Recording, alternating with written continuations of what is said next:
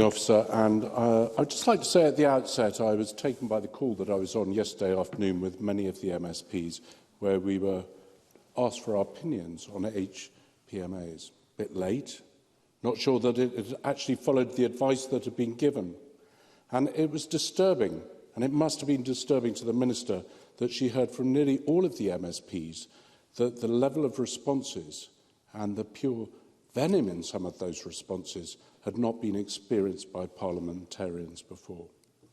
Now, Presiding Officer, you will know, as I do, that many songs and folk songs that you hear are written either about heroes or villains.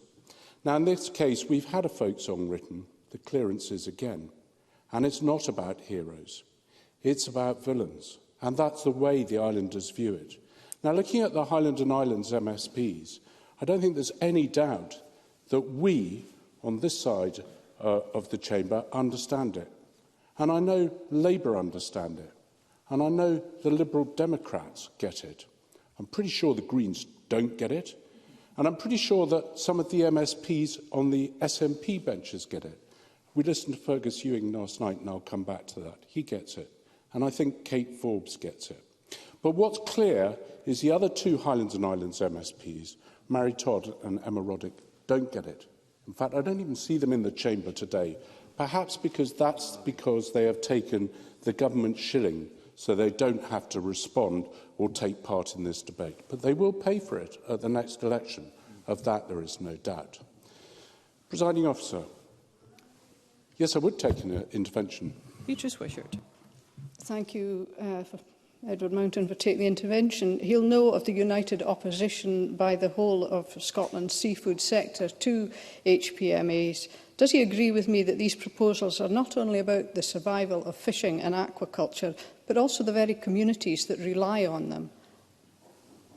Edward Mountain. Absolutely they are, and I'd like to thank, at this stage, Beatrice Wishart for enabling the debate last night. It was really interesting, because one thing that we must understand, and I'm going to come on to it, is the importance of those people who are employed in the local economy and live in the local economy, not to have their livelihoods destroyed.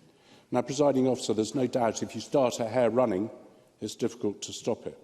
And that's exactly what this government has done with HPMAs. They have no clear idea how they're going to achieve their aims, but they have a clear idea that they've got to get on with it because the Greens are telling them to do it. They've got no clear idea how they're going to save the jobs of the fishermen. But the Greens don't care about that because, to them, those jobs are collateral damage.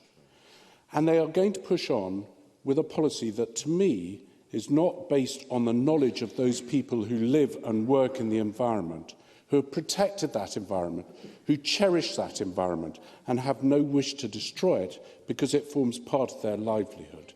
Yes, I will take an intervention. Cabinet Secretary. To Edward Mountain for taking an intervention. I just wondered if he would accept, because I agree with him about the importance of the communities, and right from the beginning I've been clear that this would have been developed hand in hand with them.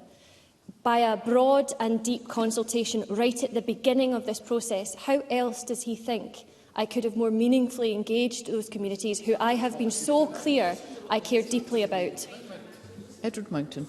Presiding Officer, I don't know if I'll get my time back from that, but no, that's not what the community see. The community see a centralised government pushing down from on top without listening to a word that they're saying. And all I would say to the Cabinet Secretary, if you're in doubt about that, take your time, come up to my office, have a look at some of the emails that I've got. I'm very happy to share them with you. Now, Presiding Officer, I know by taking interventions that I've actually I'll have to end my speech early. Sorry, Presiding Officer. Thank you very much. I call